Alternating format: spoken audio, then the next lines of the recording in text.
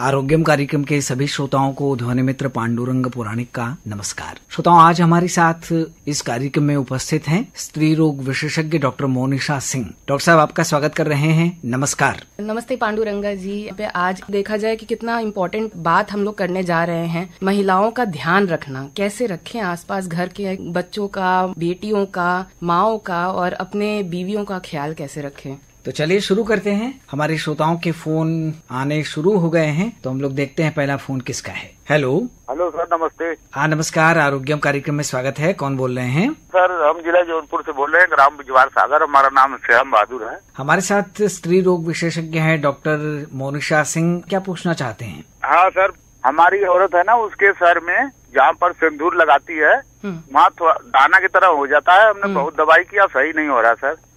बहुत अच्छा सवाल है ये। एक आपको ये जानकारी बहुत जरूरी है रखना कि जहाँ पे ये सिंदूर लगाते हैं, कई बार होते हैं ये सिंदूर में एक हानिकारक पदार्थ होते हैं, जो कि आपको ये जानकारी लेना जरूरी है कि कहाँ से आप ये खरीद रहे हैं, क्या ऐसा पदार्थ है जो शरीर में लग रहा है, क्योंकि आपको जो भी ये लग रहा है ये एक एलर्जी हो सकती है। तो आपको ये हमने जिला जौनपुर में जितने भी डॉक्टर हैं सब जगह से हमने दवा कर चुका हूँ, किसी की दवा से सही नहीं होता है। तो एक बार आकर के या तो आप एक अच्छे से सरकारी जैसे बीएचयू है वहाँ पे आकर के एक बार चर्म रोग विशेषज्ञों को दिखाइए, क्योंकि एक बार बीएचयू में बिल्कुल दिखा सकते हैं। बहुत अच्छी चीज है कि आप दिखाइए, क्योंकि एक बार दिखाना जरूरी है। इस चीज को हल्के में मत लीजिए। ये हल्की हल्की छोटी छोटी चीजें जो होती है, हम लोगों के जो चर्म होता है उससे हम लोग ये जो पदार्थ होता है वो एब्जॉर्ब होकर के हमारे शरीर में जाकर लग रहा होता है। और ये आज तो वो दाने दाने के फॉर्म में आ रहा है, बाद में चल के बड़ी बड़ी बीमारी भी बन सकती है। तो आपको वो दिखाना बहुत जरूरी पड़ सकता है। और बदल के देखिए कि कहीं ये सिंदूर की जगह कुछ और लगा कर देखिए पहले। या तो आप देखिए कि आपके जो फल होते हैं या फिर आपके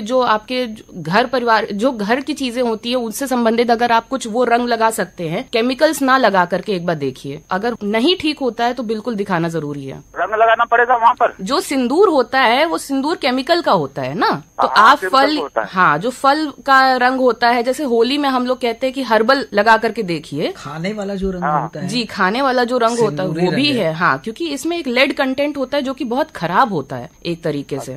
तो एक बार हटा करके पहले देखिए कि वो हट करके, अगर वो हट जाता है खुद से तो समझ जाएंगे आपकी वो केमिकल से हो रहा है। और अगर फिर भी नहीं ठीक होता है तो एक बार अच्छे अस्पताल में दिखाना बहुत जरूरी रहेगा। तो मैडम, ये जो बेचू में किससे मिलना पड़ेगा? चर्म रोग विशेषज्ञ जो होते हैं, डर्मेटोलॉजिस्ट होते हैं, स्किन के जो डॉक्टर्स होते हैं, उनको दिखाना जरूरी होता है। अच्छा जी, ठीक है। और एक बार आप सिंदूर बदल कर देखिए। जो आप यूज कर रहे हैं उसकी जगह, जैसा डॉक्टर साहब ने कहा कि दूसरे जो खाने वाले रंग हैं उनका प्रयोग, या जो फलों से प्राकृतिक रूप से बने हुए जो सिंदूरी रंग हैं उनका प्रयोग करके देखिए। और नहीं तो फिर चर्म रोग विशेषज्ञ से मिलिए। ठीक है, धन्यवाद। ठीक है सर, ठीक है, धन्यवाद बहुत।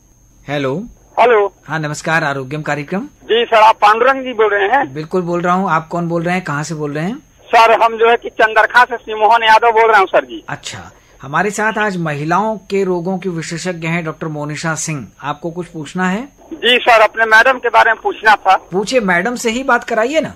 तो मैडम सर नहीं, हम ड्यूटी पर है और अनपढ़ गंवार है सर। अच्छा, कोई बात नहीं, ऐसा नहीं कहिए। आपका घर संभालती हैं तो बहुत ज्यादा जानती हैं तभी संभालती हैं, है ना? जी सर, जी को संभालती है सबसे लड़की। आपसे बात नहीं करे, ठेठ भाषा में बतियाएंगे सर जी। अरे ठेठ भाषा में भी हम लोग बात करेंगे, हम लोग सब जानते हैं। चलिए डॉक्टर साहब से बात कीजिए। जी बताइए। डॉक्टर नमस्कार। नमस्ते। ऐसा डॉक्टर साहब की हमारी मैडम जी को जो है उनकी उम्र 45 वर्ष हो चुका है। जी सर। उनका मासिक थोड़ा गड़बड़ आता है। जी सर। तो अगर थोड़ा हेल्प कर देती आप तो आप ठीक रहता। बहुत बढ़िया। ये एक ऐसा सवाल है जो कि हर महिला इस उम्र में परेशान है। और ये आसपास के जो लोग होते हैं, जो हमारे नागरिक हैं, समस्त महिलाएं होती हैं आसपास की, ये इस समय बोलती हैं कि माहवारी जाने वाली होती है, तब माहवारी खराब हो रही होती है, उसका ध्यान नहीं देना है। टेंशन की बात नहीं है, लेकिन यही समय होता है, यही 5 साल के जो आसपास के समय होता है जब माहवारी जा रही होती है, मासिक धर्म जा रहा होता है, इसी समय पे सबसे बड़ी बीमारियां एक तरीके से बन रही होती है, बढ़ रही होती हैं, क्योंकि उसका ध्यान नहीं दिया जाता है। ठीक है, मैं बिल्कुल कहूंगी कि कभी भी ऐसा होता है कि कभी भी किसी महिला को माहवारी ऐसी हो जिसमें अगर ढंग से नहीं हो रहा हो, खुल के नहीं हो रहा हो, बहुत ज्यादा हो रहा हो, समय पे ना हो रहा हो, या जब हो रहा हो, तब दर्द बहुत ज्यादा हो, परेशानी बहुत ज्यादा हो, बिल्कुल दिखाने में हिचक ना करें। ये वही समय है कि हम देख सकते हैं, हम पकड़ सकते हैं उस बीमारी को और हम उसी वक्त दवाई दे करके उसको संभाल पाएंगे। अगर इसी समय पे अगर आपने नहीं दिखा पाया, ये 2-3 महीनों में अगर ध्यान नहीं दिया, वो बीमारी जब बढ़ जाती है तब आपको फिर बहुत बड़ी एक स्वास्थ्य की एक बड़ी परेशानी खड़ी हो जाती है, जिसमें आप वो दवाई काम में नहीं आ पाती है। तो इस समय अगर इनको हो रहा है, बेहिचक ले करके एक अस्पताल में जरूर दिखाएं। कुछ अल्ट्रासाउंड होंगे, हो सकता है कुछ खून की जांच होंगी, महिला डॉक्टर इनका चेकअप करेंगी देखने के लिए कि क्या परेशानी है, ये दवाई से गल सकता है कि नहीं, और अगर नहीं गल सकता है तो आगे क्या इलाज किया जाए। तो बिल्कुल इसको, इस बीमारी को ढील नहीं मारनी है, इस पे हल्के में ले लिया। ठीक है मैडम, ठीक है, चेक कराने के लिए ठीक है, वो आप बोल रही हैं, लेकिन कुछ सावधानियां जैसे बरतने के लिए है। कुछ सावधानी बरतने के लिए बस यही है, देखिए कि ऐसा समय ना व्यर्थ करे। सबसे पहली चीज तो ये है, अगर बहुत परेशानियां हो रही हैं, एक बार चले जाएं। कुछ ऐसे भारी सामान उठाना है, घर का काम जो करना होता है वो नहीं कर पाएंगे, क्योंकि कभी भी चक्कर खा के गिर सकती हैं अगर तबीयत खराब हो जाएगी तो, है ना। और ऐसा नहीं होना चाहिए कि कुछ दवाई ले रही हैं, कि जैसे होता है कि हमें अगर बुखार आता है तो हम बुखार के लिए पैरासिटामोल करके दवाई ले लेते हैं, तो वैसे ही होता है। लेकिन ये बीमारी का अंत नहीं हुआ, आपको देखना पड़ेगा कि ये बीमारी क्या थी। जब बुखार आता है तो हमें ये नहीं होता है कि आप बुखार की दवाई ले लिए, बुखार बैठ जाए और फिर हम काम पे लग जाए। आपको ये भी देखना पड़ेगा कि यहीं कहीं मलेरिया था, नहीं तो डेंगू था, तो टाइफाइड था, ये सब चीज होती है। उसी तरह से जब माहवारी गड़बड़ हो रही होती है, हमें ये देखना जरूरी होता है कि ये क्या गड़बड़ी है। तो हमें ये देख करके आसपास में दवाई की दुकान से ऐसे नहीं ले लेना कि अभी ब्लीडिंग रोकने की दवाई हम ले लें, बाद में देखा जाएगा। तो इस चीज को आपको बहुत ध्यान रखना है, कितनी परेशानियां हो रही हैं, उसके साथ साथ और क्या क्या बीमारियां हो रही हैं। हो सकता है इनको चक्कर आ रहा हो सकता है हाथ पैर में सूजन हो रही हो सकता है कि कमजोरी होना हो पड़े, शरीर सांस फूल रही हो। ये सब चीजों का ध्यान देना शुरू कर सकते हैं। आप इतना ध्यान तो दे सकते हैं, नहीं तो फिर बिल्कुल दिखाना जरूरी है। इस चीज में आप वो नहीं कर सकते कि सावधानी बरखें। सावधानी बरखना मतलब कि आपको पहले से ही दिखाना शुरू करना पड़ता है। जब 45 वर्ष से पहले, जब माहवारी जाने से पहले ही हमें दिखाना शुरू कर देना होता है बीच बीच में। तो अगर इस बीच में बच्चे होने के बाद या इस बीच में अगर इन्होंने चेकअप कहीं बीच में नहीं कराया तो एक बार चेकअप कराना जरूरी रहेगा। ठीक है, तो किसी स्त्री रोग विशेषज्ञ से आप जरूर मिलें, डॉक्टर साहब का ये कहना है। उसमें लापरवाही न करें ताकि आप सुरक्षित और स्वस्थ रह सकें। ठीक है जी सर, इसके लिए आप दोनों लोगों को धन्यवाद हमारी तरफ से सर जी। धन्यवाद जी। हेलो। हाँ नमस्कार, आरोग्यम कार्यक्रम स्वागत है। कौन बोल रही हैं? हाँ सर, मैं जौनपुर से आशा सिंह बोल रही हूँ। हाँ आशा सिंह जी, हमारे साथ डॉक्टर मोनिशा सिंह हैं, स्त्री रोग विशेषज्ञ। आपका प्रश्न पूछिए। सर मेरी एक बेटी है 13 साल की जी। उसका मासिक धर्म जो आता है जब जी स्कूल जाती है, बहुत घबराहट जैसा होता है उसको और बहुत कमजोरी महसूस होता है उसको। उनका वजन कैसा है? वजन डॉक्टर को दिखाई थी तो मतलब बोल रहे थे ब्लड की कुछ कमी है, लेकिन अब तो सही हो रहा है उसका, मतलब बढ़ रहा है। अच्छा, और बाकी कोई चेकअप हुआ है उनका? पूरा चेकअप हो गया है उनका। अच्छा, अभी कोई दवाइयों पे है? नहीं, दवाई नहीं है। जैसे उसका एमसी आता था शुरू में जब, जी जी, तो उसका लगातार मतलब बंद नहीं होता था। 20-25 दिन ऐसे हुआ तो मैं डॉक्टर को दिखाई है। हाँ हाँ, यहाँ पे तो डॉक्टर ने एक दवा दिया था कि 4 दिन के बाद इसको दीजिए। हाँ जी। हाँ, तो वो खा रही थी तो अब नियमित ढंग से आ रहा है। जी जी जी। लेकिन फिर भी उसमें मतलब उसको दिक्कत होती है, कमजोरी महसूस होता है। ये माहवारी जब आती है तभी कमजोरी हो रही होती है या ऐसे भी रहती है? नहीं, ऐसे ही उसमें पैर दर्द बहुत तेज होता है उसका। अच्छा, बिल्कुल। तो कोई दर्द की दवा उनको दिया जा रहा है? नहीं, देती नहीं हूँ मैं दर्द का। अच्छा, तो ये सबसे बड़ा, ये मैं बिल्कुल ये मानने को तैयार हूँ कि ऐसा होता है कि देखिए कुछ लोगों को माहवारी जब आती है, एमसी आती है, उसके साथ काफी लोगों को दर्द, परेशानियां और पैर में नसें फटती हैं, स्कूल नहीं जा पाती हैं, इतनी कमजोरी हो जाती है। और इस वजह से काफी सारी महिलाएं, कितने सारे बच्चियां होती है, बेटियां होती है, ऐसा बताया जाता है, भारत में भी ऐसा है कि वो स्कूल छोड़ देती हैं इस समय पे। और ये एक बहुत, जी जी, आप दर्द की दवा बिल्कुल ले सकते हैं। ऐसा हमारा मिथक है यहाँ पे भारत में कि अगर आप दर्द की दवा लेंगे ये अच्छी चीज नहीं है, शरीर को खराब कर देगी।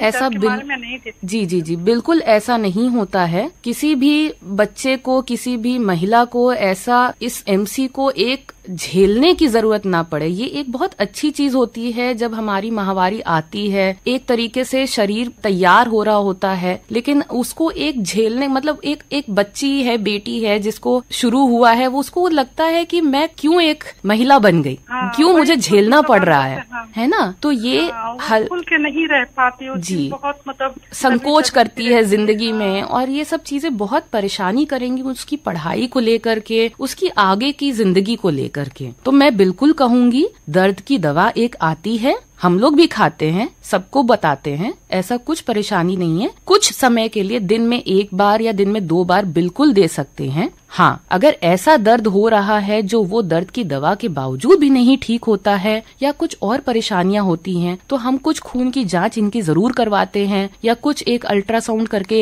एक जांच होती है जो जरूर कराते हैं, ये देखने के लिए कोई दूसरी बीमारी ना पनप रही हो जिसके वजह से इनको दर्द हो रहा है। इस समय पे जब मासिक धर्म चल रहा होता है, जब ये दर्द हो रहा होता है, खान पान का बहुत ध्यान रखना होता है। यानी ये फास्ट फूड का जो सेवन होता है इसका थोड़ा कम रखना पड़ेगा जब माहवारी आने वाली होती है, जब चल रही होती है, और जब जस्ट खत्म होती है। ठीक है, इस समय पे बेटियां जो होती हैं हमारी पानी पीना भी कम कर देती है, ये सोच करके कि पानी कम पिएंगे तो माहवारी कम होगी, है ना। तो ये सब सेवन बिल्कुल आप ऐसा ध्यान रखिए कि खान पान में खाने में दूं जी, हाँ जी। तो मैं ये बताना चाह रही हूँ कि देखिए, पहली बात है कि दर्द की दवा ले सकते हैं, दिन में 2 बार बिल्कुल ले सकते हैं, ठीक है।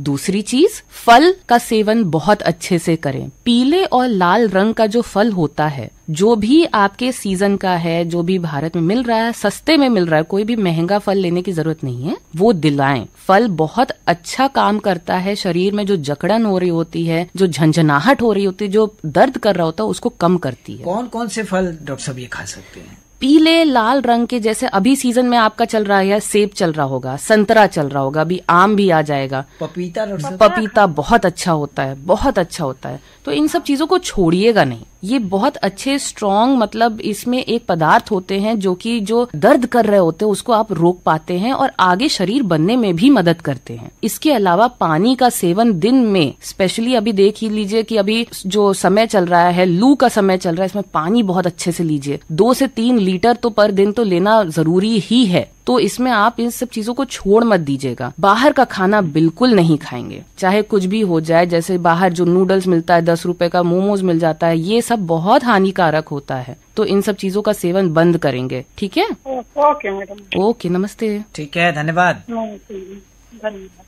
डॉक्टर मोनिशा सिंह जी, जैसा कि हमारा आज का विषय है अच्छे स्वास्थ्य के लिए महिलाओं की दिनचर्या कैसी हो, तो ये बहुत जरूरी है आज की महिलाओं को जानना, क्योंकि जो महिलाएं हैं वो कामकाजी हो चुकी हैं, पुरुषों के साथ कंधे से कंधा मिलाकर हर क्षेत्र में वो आगे बढ़ रही हैं। गांव की बात हो या शहर की बात हो, तो उनकी दिनचर्या कहीं न कहीं अव्यवस्थित होने लगी है, क्योंकि उनको सब कुछ करना है, घर भी देखना है, बाहर भी जाना है। वो अपने स्वास्थ्य के प्रति लापरवाह होती हुई दिखाई पड़ती है। कई बार सब लोग खाना खा लेंगे, तभी जो बचा कुचा है हम खाएंगे। कई बार अरे वो अभी आया नहीं है, या पति अभी आए नहीं है, तो हम कैसे खा लें। तो समय की जो खाने के लिए निर्धारित स्थिति होती है, उसका उल्लंघन कहीं न कहीं होता है। तो हम आपसे जानना चाहेंगे कि व्यवस्थित दिनचर्या क्या हो, कैसी हो, बताइए। बहुत अच्छा सवाल है पांडुरंगा जी। अगर मैं ये देखूं कि एक जो महिला होती है शादी के बाद, जो पढ़ाई करके आई है, काम कर रही है साथ में, और जो घर का भी काम कर रही है जी, दोनों की जिंदगी इतनी अलग और फिर भी इतनी एक तरीके से सही एक ही लाइन में चल रही होती है। एक औरत के लिए कितनी बड़ी बात होती है कि घर की जिम्मेदारी भी रखे और बाहर की भी जिम्मेदारी रखे, आगे की जिंदगी और अपने परिवार वालों की भी जिंदगी का ख्याल रखे जी, अपने भी परिवार का और अपने जो आपके सास ससुर होते हैं उनके भी परिवार का पूरा रखना होता है जी। डॉक्टर साहब, एक बात यहाँ और हम जोड़ना चाहेंगे। जब किसी लड़की की शादी हो जाती है जी, वो अपने मायके से सबको छोड़कर ससुराल में पहुंचती है, पति के घर पहुंचती है, तो उसके लिए माहौल भी नया होता है, लोग भी नए होते हैं, तो एडजस्ट करने में थोड़ा सा समय कहीं ना कहीं लगता है। तो उसको बड़े जो उसका मनोबल है उसको बढ़ाने की जरूरत होती है। तो उसके लिए पति तो सबसे बड़ा सहारा होता ही है, लेकिन सास ससुर भी और जो परिवार के अन्य लोग भी हैं वो भी उसको संभालने की कोशिश करते हैं। तो हम यहाँ ये भी जानना चाहेंगे कि पति को भी और जो घर के रहने वाले लोग हैं वो भी जो नवविवाहिता है उसकी देखभाल करने के लिए किन किन बातों का ध्यान रखें, ये दोनों चीजें आप बताइए। कितनी जरूरी है ये कि परिवार लोगों को ये समझ में आए कि एक महिला जब नई होती है, जब शादी होकर आती है, सबसे पहले उसको एक तो कई बार होता है कि कितनी उनके सोच विचार इतने अलग होते हैं, इतने डरे होते हैं, इतने सहमे होते हैं कि क्या करना चाहिए क्या नहीं करना चाहिए। किसी को वो दुखी नहीं देख सकती हैं, भले वो अपना दुख अंदर छुपा के रखी हुई है, भले माँ बाप की याद आ रही है। आप एक महिला हैं तो इसको बखूबी समझ भी सकती हैं। मैं अभी खुद ही गुजर रही हूँ इस समय से, तो मैं उन लोगों के लिए बहुत बहुत मुझे लगता है अलग से, मुझे लगता है कि हाँ मैं उन जब मेरे पास वो महिला आती है मैं अलग से समझती हूँ कि हाँ उनकी कैसे ध्यान दिया जाए, ना सिर्फ उसको बीमारी की तरह समझा जाए, उसको एक मन से उसकी पीड़ा को समझा जाए, उस चीज को उनके परिवार वालों को समझाया जाए अलग से बैठ करके। जी। एक बेटी जब बहू बन के आती है 21 साल की उम्र में, अब तो बोल दिया गया है शादी जो होगी अभी मतलब 18 से अब 21 बढ़ा दिया गया है। जी जी। जब बच्ची आती है अपनी पढ़ाई वढ़ाई खत्म कर रही होती है या हो चुकी होती है, इंतजार कर रही होती है कि वो नौकरी पे लगेगी कि अभी थोड़ी शादी के लिए अभी रुक जाए। जी। एक उसकी पढ़ाई, आगे का उसका फ्यूचर कैसा है, आगे क्या करेगी, कमाई कहाँ से लाएगी, किससे वो बोलेगी। पहले वो अपने माँ बाप से बोल लेती थी पैसे के लिए, कहीं बाहर निकलने के लिए, अब कुछ बोल नहीं पाती है। घर का काम करना होता है, माँ बाप का अपना सपोर्ट करना होता है, माँ बाप की भी बीमारियां जो होती हैं उसको भी छोड़ करके पीछे आगे आती है। उसके लिए कहते हैं इमोशन जो होते हैं वो बहुत ही ऊपर नीचे हो रहे होते हैं, उसका जो स्ट्रेस होता है, उसकी जो सोच होती है बहुत अलग से होती है, जिसको वो आगे वो बता नहीं पाती। एक पति का धर्म इसमें बहुत अच्छा होता है, जरूरी होता है कि वो उसकी बातें सुने, जी, समझे और उसकी पीड़ा को थोड़ा बांट ले। माँ बाप उनके भी हैं, माँ बाप इनके भी हैं, तो दोनों को एक तरीके से एक परिवार जुड़ रहा है इस तरीके से भी समझे। परेशानी को बांटना जरूरी होता है। एक महिला जब आती है परिवार में, सबसे पहले होता है कि एक पति को सबसे जरूरी, मैंने तो ये देखा है कि माहवारियों के बारे में जानकारी जरूरी है। जी। बहुत सारे हम लोगों ने स्कूल में भी, जैसे हम लोग जब जाते थे एजुकेशन देने के लिए, लड़कों को बुलाया ही नहीं जाता था बताने के लिए कि ये माहवारी उनके जो क्लासमेट में हो रही है वो क्या होती है, ये पैड होता है वो होता क्या है ना। ये सब चीजों के बारे में जब जानकारी ही नहीं रहती है तो कब बुलाया जाए, उसको कब समझाया जाए और उनके माँ बाप कब पढ़ाते हैं। तो एक आदमी का धर्म बनता है शादी से पहले भी, शादी के दौरान भी, कि उसको ये बीमारियों के बारे में भी पता रहे, ताकि जब एक वाइफ पत्नी अपना बीमारी बताना चाह रही है तो वो खुल करके समझा पाए कि क्या परेशानी है। जी। तुरंत बच्चे अगर नहीं रखने हैं तो क्या क्या आप गर्भ निरोधक चीजों को आप समझ सकते हैं, क्या आप इस्तेमाल कर सकते हैं, ये पहले से जानकारी होनी चाहिए। क्योंकि काफी सारे पति लोगों को क्योंकि ये पता नहीं रहता है, जब झेल जाते हैं और वो अपने समय से तैयार नहीं रहते हैं एक बच्चा रखने के लिए, तो एक औरत को झेलना पड़ जाता है। एंड ये वो समय होता है जब हमें ये जानकारी रखना जरूरी है कि इन सब चीजों से हम बच सकते हैं। और जब वो दोनों अपने स्वास्थ्य से, अपने मानसिक तरीके से तैयार हैं बच्चे रखने के लिए, तब वो अच्छे से प्लान करें, डॉक्टर से मिलकर प्लान करें, अपनी पत्नी का पूरा स्वास्थ्य देखते हुए प्लान करें कि वो अभी लायक है कि नहीं, उसकी पढ़ाई तैयारी हो चुकी है, माँ बनने की तैयारी है कि नहीं, वो उससे पूछ करके करें। ये नहीं होता है कि माँ बन गई अब रख लो, ये नहीं होना चाहिए। उसके ऊपर जोर या दबाव किसी तरीके से नहीं पड़ना चाहिए। दूसरी चीजें हैं, घर का जो माहौल होता है, बहुत चीजें एक तरीके से माहवारी पे एक पीड़ा ला सकता है। माहवारी उनकी काफी खराब हो जाती है क्योंकि ये कहीं ना कहीं जो परेशानियां होती हैं ये माहवारी पे जोर जरूर डालती है। काफी मेरे पास पेशेंट्स, मरीज इसी तरीके से आते हैं कि शादी होने के बाद से ही मेरी माहवारी गड़बड़ होना शुरू हुई है। वो इसी वजह से हुई है क्योंकि वो बेचारी अपनी परेशानियां बता ही नहीं पा रही है। तो बिल्कुल होता है कि आप प्लीज उसका एक बॉन्ड अच्छा सा बना के रखे। पति पत्नी का जो होता है, पत्नी का एक बहू का एक पूरे परिवार के साथ खुल मिल करके अच्छे से खुशियों के साथ रहें, कुछ परेशानियां हो तो सामने खुल करके बात करें परिवार के साथ। बिल्कुल खान पान का जरूर ध्यान रखें। हमेशा मैंने बहुओं को ये देखा है, पूरे परिवार को खाना पीना खिला दिया, सही कर दिया, घर में झाड़ू पोछा सब लगा दिया, और दोपहर के 1-2 बजे का पहला इनका चाय का या फिर पहला खाने का निवाला जाता है। ये बहुत खराब बात है। ये आप उस समय के लिए तो आप समझ लीजिए कि चलिए ठीक है, ये गैस बनाएगा, परेशानी लाएगा। आप जिस चीज के लिए शरीर जैसे बना है उस चीज के लिए अगर आपने उस समय पे समय आपको खान पान नहीं मिलेगा, आराम नहीं मिलेगा, शरीर कहीं ना कहीं तो टूटेगा ही टूटेगा जी। एक मशीन की तरह समझिए उसको, अगर अच्छे से ईंधन नहीं मिल रहा है कैसे काम चलेगा। तो आपको ये ध्यान देना चाहिए कि जब आप खाना बना रहे हैं उस टाइम पे भी खाली पेट ना रहें। कुछ न कुछ काजू बादाम है, पानी है, थोड़ा सलाद मिल रहा है, कुछ मिल रहा है, उसको ले बनाते रहें। घर का काम जो करना है करें, लेकिन आप अपने आप को खाली पेट ना रखें। सफाई जब कर रहे हैं ये भी ध्यान दें कि मतलब अपने डिटर्जेंट हाथ पैर अपना खराब ना कर बैठे जी। इन सारे जो केमिकल पदार्थ होते हैं इनसे कहीं ना कहीं आपके शरीर में कहीं ना कहीं लग रहा होता है। हाथ पैर पूरे सूख जाते हैं, ध्यान नहीं रख पाते हैं, हाथ पैर में जोड़ों में शाम को फिर दर्द होने लग जाता है क्योंकि इसकी आदत नहीं डली रहती है हम लोगों को।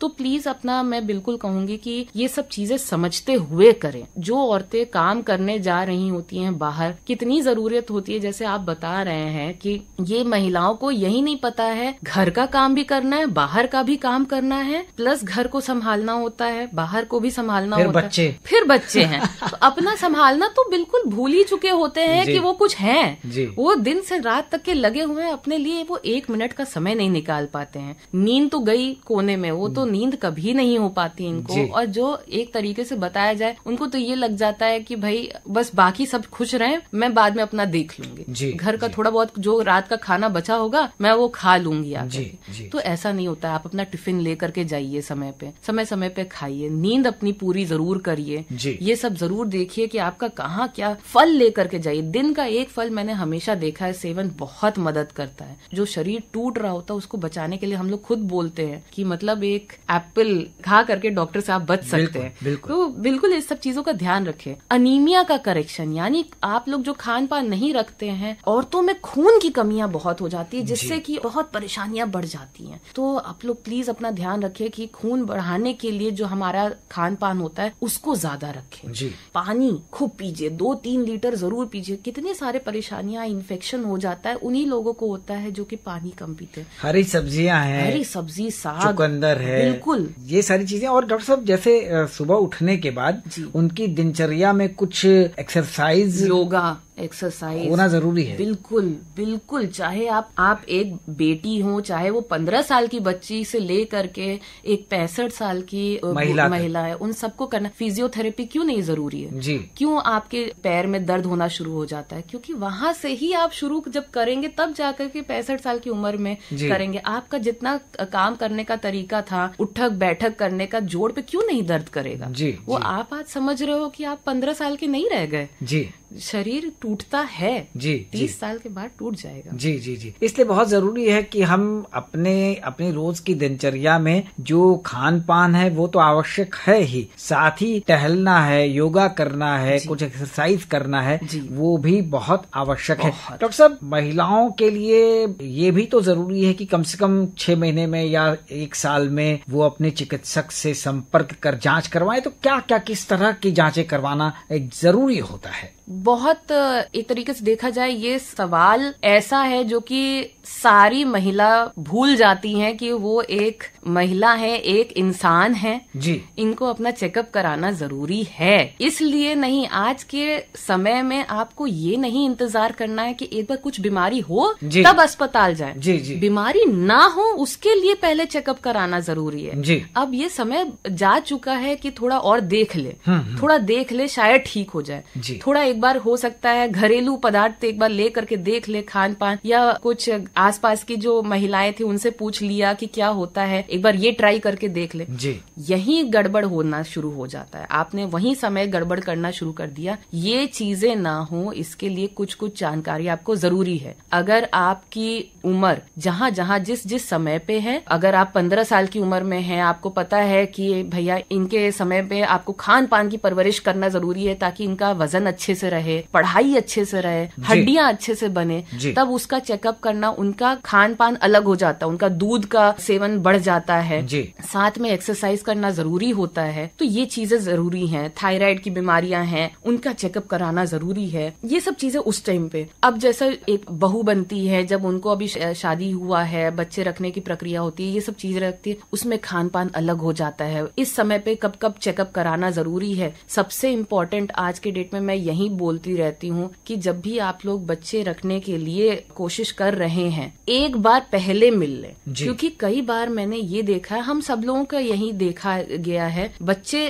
ठहर जाते हैं क्योंकि एक माँ शरीर के हिसाब से तैयार नहीं रहती है जी। कुछ कमजोरियां हैं, कुछ खान पान में कमजोरियां हैं, चाहे वो बहुत वजन कम है, चाहे ज्यादा है, चाहे खून की कमी है, थायराइड है, इन सब की वजह से बच्चे खराब हो जाते हैं जी। ना हो इसलिए पहले से चेकअप कराना जरूरी है। जैसे उम्र अब बढ़ती चली गई, 45 साल की होती चली गई, अब इस समय पे कैंसर की जांचें करानी उस वक्त बहुत आवश्यक हो जाती है ताकि बीमारी पकड़ में आए। पहले ये नहीं होना चाहिए वो अंदर ही अंदर बढ़ रहा था और फिर बाद में वो बढ़ता चला गया, और जब आप 60 साल की उम्र में जाए या 55 साल की उम्र में जाए, तब डॉक्टर हार मान जाए कि अब इनका कुछ हो नहीं सकता, अब देखा जाएगा, अब चाहे कुछ हो। तो पहले इलाज कराना, पहले पकड़ना है बीमारियों को। बीपी शुगर की बीमारियों को पहले पकड़ना है, उन सब की चीजों का चेकअप पहले से, और उन सब का अगर ना हो, नमक पहले से कम करना शुरू कर लीजिए, सफेद चीनी आप पहले से खाना कम कर लीजिए, एक्सरसाइज जैसे आपने बताया पहले से शुरू कर लीजिए, टहलना शुरू कर लीजिए, पानी और खान पान का चीजें अपना पहले से ठीक करना शुरू, ताकि वो बीमारियों को आप थोड़ा और पीछे खींच पाए। मैं तो बिल्कुल कहूंगी कि साल में एक बार दिखा दो, प्राथमिक स्वास्थ्य केंद्र में ही जाकर अपना बीपी चेकअप करवा लो, शुगर का चेकअप करा लो पहले। तो आपके परिवार में अगर किसी को कैंसर हो चुका है, ऐसा देखना बहुत जरूरी है कि कहीं आपको ना हो जाए, उसका चेकअप के लिए पहले से बता दीजिए। आप जो अभी अपने डॉक्टर के पास जाएं, खुल करके बता पाए। तो मैं बिल्कुल कहूंगी कि जब भी आप जाते हैं, आप हमेशा एक जगह लिख करके आ जाइए कि क्या क्या पूछने जाना है। जी। मैं हमेशा देखती हूँ डॉक्टर के पास जाते ही आधी मतलब संकोच में वो भूल ही जाती है कि बोलना क्या है। तो मैं तो हमेशा बोलती हूँ कि जो चीजें हैं पहले समझ लो, क्या लिखना है, क्या पूछना है, ताकि भूल ना जाए। बार बार आना, मुझे पता है कि एक महिला के लिए कितना मुश्किल होता है, घर छोड़ करके, बच्चे छोड़ करके आना। साल में एक बार करवा लो। कैंसर का चेकअप 3 साल में एक बार, 5 साल में एक बार जरूर कराएं। जी डॉक्टर मोनिशा सिंह जी, एक प्रश्न और मन में है, वो ये कि जैसे किसी की शादी तय होने वाली है या तय हो चुकी है, तो जो आगे गृहस्थ जीवन की शुरुआत होती है, पति पत्नी दोनों एक साथ रहते हैं, तो उनके लिए भी कुछ जानना जरूरी होता है। इसके लिए वो क्या चिकित्सक से संपर्क करें या किस तरह से के ज्ञान में वृद्धि हो, क्या करना चाहिए? बहुत बहुत बहुत अच्छा सवाल है ये। तो मतलब मैं कहूंगी आगे बहुत ही आपने बड़े लेवल की बात कर ली कि मतलब इतना सोच समझ के आपने ये सवाल किया। इसको प्री मैरिटल यानी शादी से पहले का हेल्थ चेकअप कहा जाता है। जी। यानी आपका जो शादी जब होने वाली होती है, इसमें ना सिर्फ फोन पे बात करके या मिठाई बांट करके रोका किया जाता है। इस समय आपको ये जानना जरूरी होता है कि एक पति पत्नी जो होने वाले हैं, एक महिला और एक पुरुष के बीच में उनका ब्लड ग्रुप क्या है, हीमोग्लोबिन कैसा है, कुछ ऐसी बीमारियां तो नहीं है जो उनके परिवार में आती जा रही हैं, जो आगे चल के उनके में आगे के बच्चों में होने में परेशानी करेंगी। ये सब चीजें बहुत जरूरी है। कुछ लोगों को लंबे समय की बीमारियां चल रही हैं, थैलेसीमिया की बीमारी, जैसे सिकल सेल की बीमारी, ये बच्चों में एक खून की बीमारियां होती है जो इनके माँ बाप से आती हैं। तो हमें पहले से चेकअप कराना जरूरी होता है। कुछ इन्फेक्शन ऐसे तो ना हो कि आगे की महिला से हो और पुरुष में चले जाए, या पुरुष की कोई बीमारी हो जो महिला में चले जाए। तो HIV है, हेपेटाइटिस है, इन सब की जांच करवाना बहुत आवश्यक है। आपको फ्री में प्राथमिक स्वास्थ्य केंद्र में मिल जाती है। टीकाकरण कितनों को हुआ ही नहीं है, तो ये सब शादी से पहले पता रहना जरूरी है। तो कुल मिलाकर हम कहें कि बहुत जागरूक होने की आवश्यकता है, तब हम एक स्वस्थ समाज का निर्माण कर सकेंगे। बिल्कुल। बहुत ही उपयोगी जानकारी डॉक्टर मोनिशा सिंह जी के माध्यम से हमारे श्रोताओं तक पहुंची है। अब आपकी पसंद का एक गाना सुनवाना चाहते हैं, कौन सा गीत है बताइए, आपको जो पसंद है। बहारों फूल बरसाओ।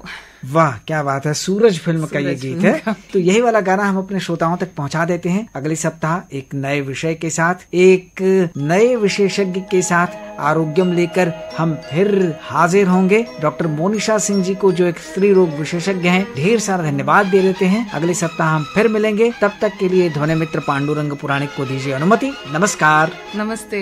बहारों फूल बरसाओ, मेरा महबूब आया है, मेरा महबूब आया है।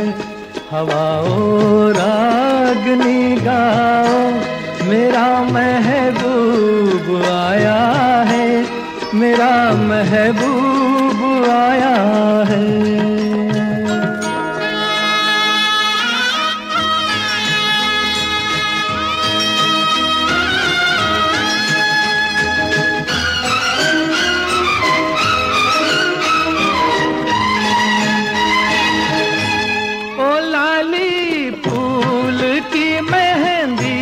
लगा इन गोरे हाथों में,